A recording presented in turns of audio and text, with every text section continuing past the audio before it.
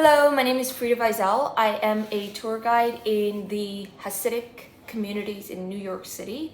And in this video, I want to explore the question of what's going on in the Hasidic community during this second round of coronavirus shutdowns. So I want to explore what's going on with illnesses, how bad is the medical situation, what's going on with the shutdowns, how do people respond to it. I just want to give a more comprehensive picture than the little nibbles you get by watching CNN and so on, reading the Times. So just to catch you up, to fill you in, we're in the second half of October 2020. The Hasidic community started to have an increase in positive cases in September, which set off a chain of events. The state of New York, as well as the city of New York, started to introduce measures to contain this new increase. And the Governor Cuomo, set up a system of color-coded neighborhoods, and red zones were again shut down. Non-essential businesses, schools were again closed down, and some of the Orthodox Jewish neighborhoods, specifically Hasidic neighborhoods, specifically Borough Park, were in those red zones, and they were closed. And the place where the story got interesting is whereas in Queens and in different parts of the city that have been closed, it's gone relatively uneventful. The Hasidic community has not been complying. There's been mass non-compliance, and the media has shown a light on that, often very aggressively, by following school buses and taking pictures of one media outlet covered a women's convalescent home that was open, which was very intrusive. One of the staff had taken pictures, and they take pictures of children in schools coming or going, and this is combined with very, very heavy-handed governmental interventions. Inspectors are all over the neighborhoods, and often cops. They break up things. They empty out synagogues, and we've seen a lot of that clash in the media. So, as someone who's very interested in understanding what's going on in general, and since I know so much about this community, I see it as such an interesting case study.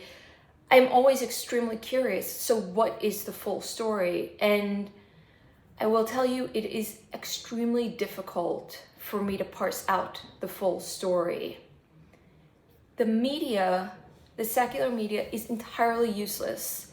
They never give any information I can do anything with to get any clarity. They have almost, I would say, a pre-prepared story, which goes like this.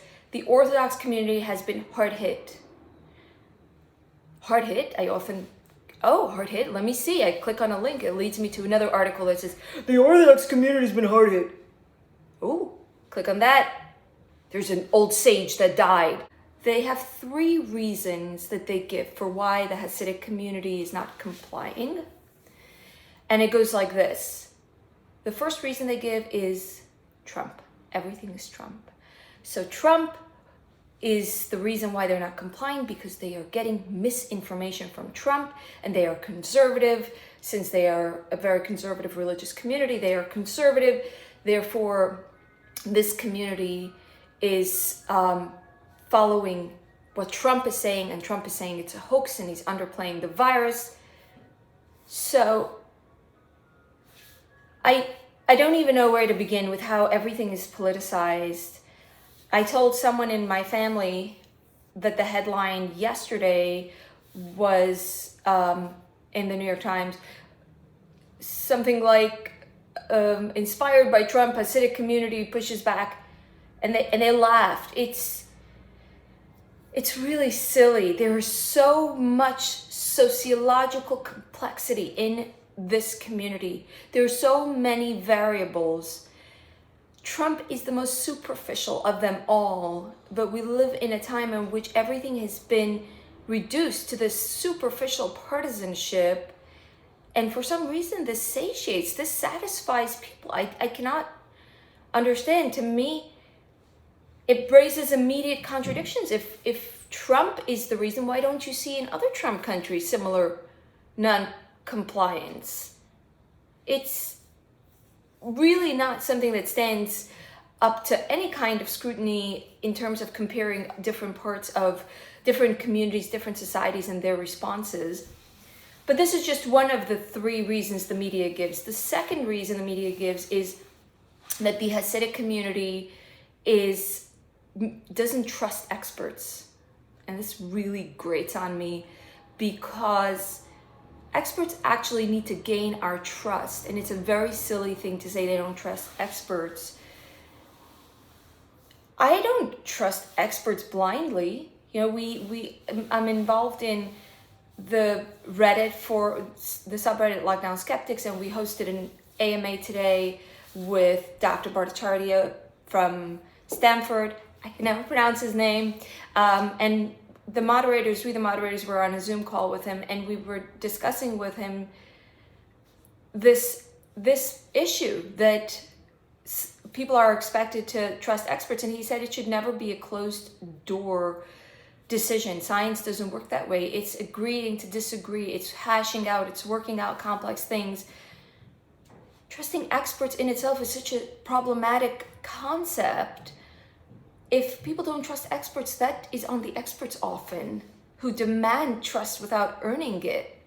So when I see that, I hear them saying something like, oh, they don't go to the right brand, the right sources. And again, it's a very biased, a very skewed, it's a very strong spin, and it's diagnostically incorrect. It does not understand the community, because in some ways the Hasidic community is very blind trust in doctors because they don't have many of their own doctors as a part of their rejection of college, and oftentimes people will have tremendous deference to doctors. It's just simply way more complicated than we trust or we don't trust. And then there's the third reason the media gives that is also ridiculous, and that is they don't believe in science, or they're not educated in science. This theory of, oh, these cave people, they don't know how many limbs they have, and if you didn't tell them how to stand on legs, then they would how would they know? You know, you have to tell them not to walk into fire. And when you look closely, when you look at the information Hasidim have, and you look at the information our inundated with extremely nonsensical information secular public has, there's really, really no discernible difference in information level between the Hasidic community, definitely Hasidic adults, and the secular public. So all three of these explanations and this entire narrative in the media is not correct and is very unhelpful. And I only read the media to understand where the media is at, not to understand where the community is at. So where do I go for information? Well, obviously the first place is data, and the New York has a lot of information on their website, and these are some of the maps I looked at yesterday. They're from the last 4 weeks. So you'll see the maps are organized by zip code, and I have highlighted both Williamsburg and Borough Park, which are the neighborhoods that I'm very familiar with. And you'll see it's color-coded, and we have various maps. The first map I'll point to is the map by case rate per 100,000. Neither Williamsburg nor Borough Park are the worst or are so strikingly bad. In fact, we have Gravesend is the worst. And I was going to, I actually have an event now in Gravesend, and I was planning to take the train, just walk around over there, because I was interested in seeing what neighborhood that is. But as far as I know, it's not ultra-Orthodox. It's a different population. And then you have another map that is the case count, and we have a similar situation where the community's on the higher end, but not anything off the charts, literally. And then we have the death rate, which is very interesting because actually the Bronx and Staten Island is most severe. The chart that got the community into trouble is not one of those three charts. It's actually the chart with a percent positives. And the percent positives means a percent relative to the total number of tests. So if, let's say, we take one test and it is positive, that's 100%, and it's a big problem. But if you would take 100 tests and it's one positive, then it's 1%, it wouldn't be an issue. The city has made a commitment to reclose if their cumulative percent went above 3%.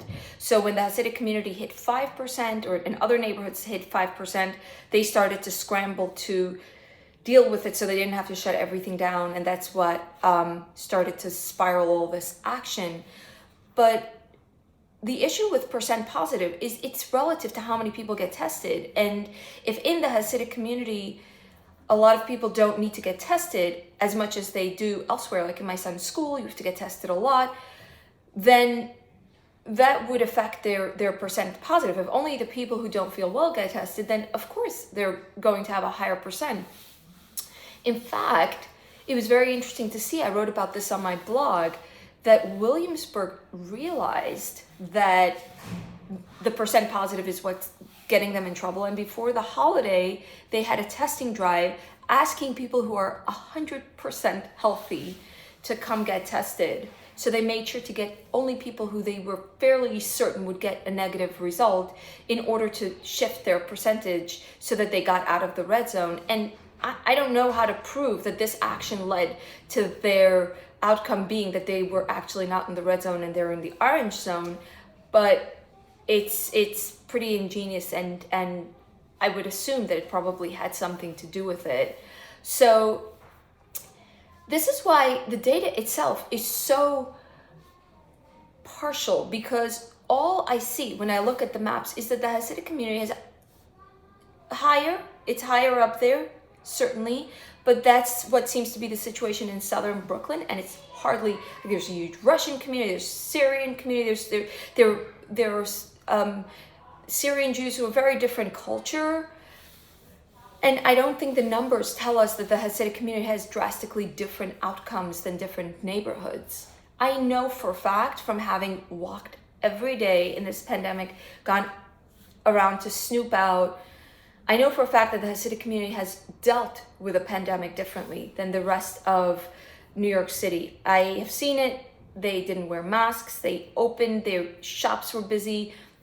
They didn't stand in line outside of CVS 2 blocks around. Their handling of this situation was very different. Yet the outcome, when you look at the data, is not.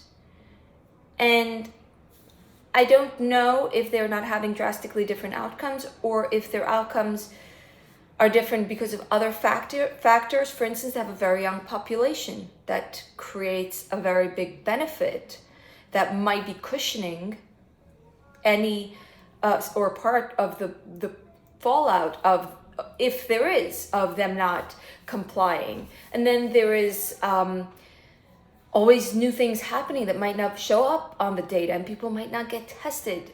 There's a lot that the data doesn't tell us, never mind sociological and other factors that might influence the community's outcome besides for their behavior during the pandemic. So we're left with very little clarity again. We've looked at the media, we've looked at the data. So what I often do is I ask around. There are a lot of Hasidim online and on Twitter and on forums and on WhatsApp, and I try to stay in the loop and to talk to as many people as possible. And I know you're like, ooh, aren't they not allowed to be on the internet? Especially married people. Quite a lot of people online where information in their bubble gets around a lot. So the information I get when I talk to Hasidim, this is in general, someone who's very big nerd about understanding sociology and understanding bigger picture, how things, what's actually going on, having a little bit of a sense of the mechanism of society. And I always ask around, I find that within the online Hasidic community, and I'm sure some people who watch this would be a part of that, that the answers I get are often very homogenous. It's almost like there's a bubble and people work out their ideas together and they come to sort of the same decision, and I'll hear the same thing. For instance, the more educated, the more well-read people will often take the official science position. And it will be very focused on turning a critical eye on the community. Look at how ridiculous we are, and justifiably more often than not, but also there is a blind spot there of not being willing to see the same issues and being similarly critical on the outside. And I understand this. You know, you don't want to be twice a dissident. I speak from personal experience. People will tell me another person died and why can't we just follow the rules like everyone else, which I think is very influenced by an unwillingness. Just had a fly, like Mike Pence. Very influenced by an unwillingness to be critical of the official secular dogma. The other thing I hear a lot will be very defensive. It will be, what? We are just like everyone else. Look. That person there is wearing a mask and she has a shaitel. And then I saw there was a guy who was not wearing a mask, and see, it's just anti-Semitism. Okay.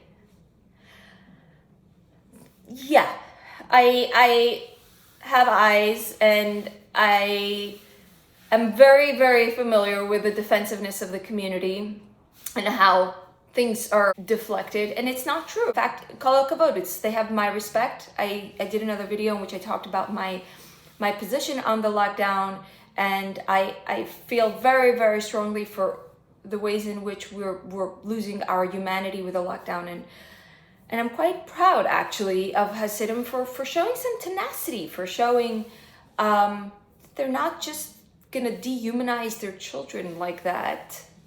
I like to always do my own work just because it's interesting.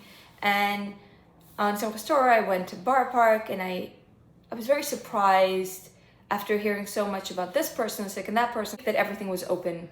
It was really strollers packed outside the synagogue, no masks. I was really sure I'd see masks, and the holiday went by really uneventfully.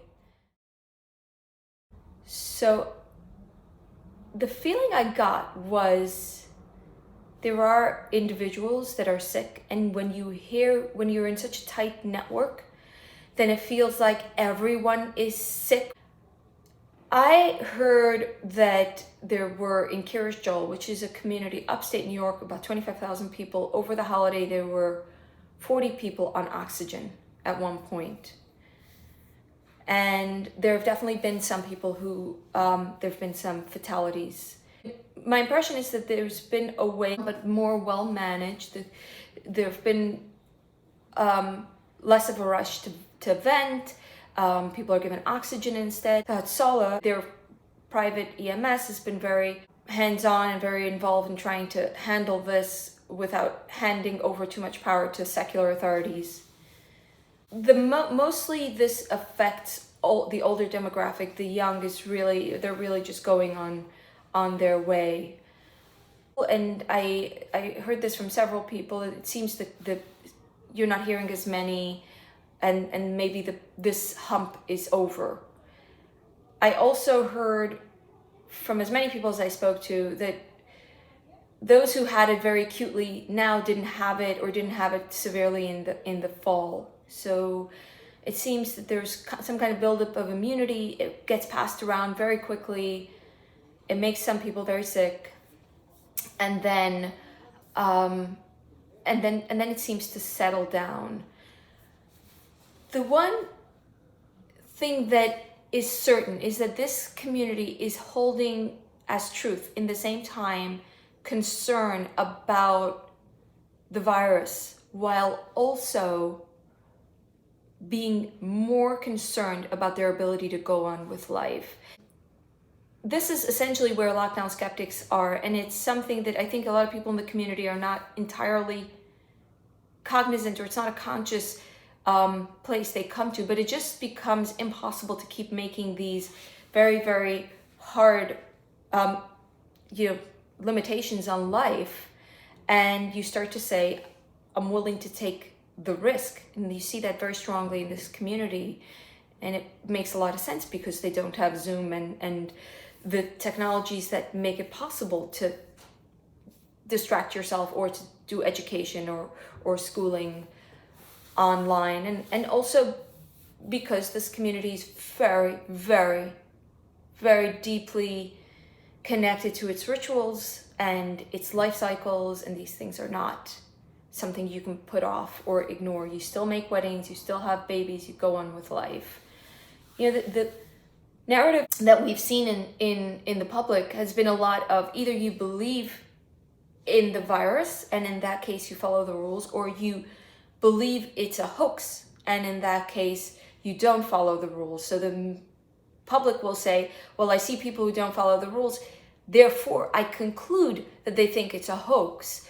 But I have spoken to someone who was actually quite ill with the virus, and they told me it's really scary, and yet at the same time they were even more concerned about the effects of anti-Semitism, the invasions of privacy, the helicopters and the journalists everywhere sneaking around and not sneaking around, stalking. So it's at this place where both of these things are true, and my hope and expectation is that both of these problems will pass. I think the virus seems to be on the wane this second round, and probably the media will tire out, I assume, or maybe there will be legal challenges, but I don't expect the Hasidic community to back down. Internally, there is some tension within the community, and definitely there are different reactions, different opinions about how you should react. The protests were roundly criticized from within, and they were criticized by those who don't like this Trumpianism, but they were also criticized by rabbinic authorities. So the Central Rabbinic Organization issued a statement condemning the protest and saying it is our obligation to be meek while we're in exile, and we have to negotiate and work with the secular authorities. It makes me personally very angry because there is a history of rabbis telling their religious constituents to not rebel, to hang tight, and this is a bit deja vu, and there's a bit of this, we have to have the power, we retain the power, a bunch of old farts just typing out.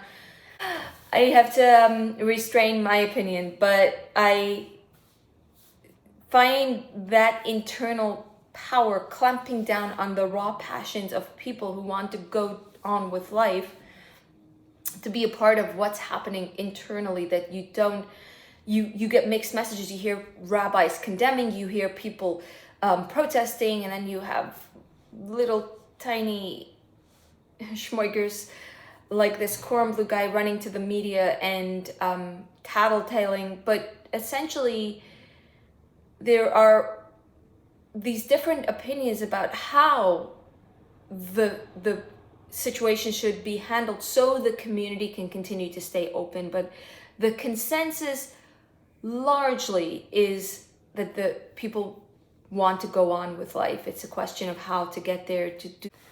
So that's about where we're at. I'll maybe do an update down the line, see what the story is. I hope you all are well.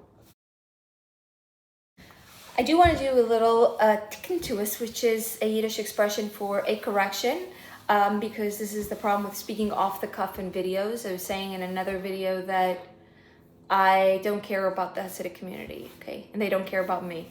And I knew when it came out of my mouth, stuff comes out of my mouth all the time. I'm like, how did this come out of my mouth? And I knew when it came out of my mouth that I didn't mean it that way. What I meant to say is we don't have shared goals, especially because the Hasidic community often, for instance, undermine, now they're fighting the lockdown, but the rabbis will come out and instead of vocally rejecting the lockdown, they will vocally pretend to be on the side of science.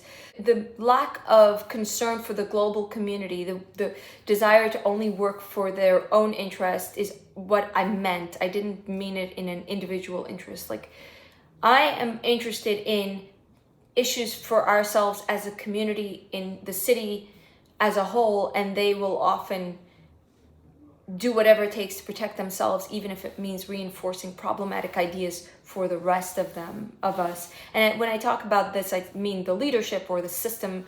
I don't mean individuals who are, many of them, very good people, and they're, my family, and I care about, and it goes the other way as well.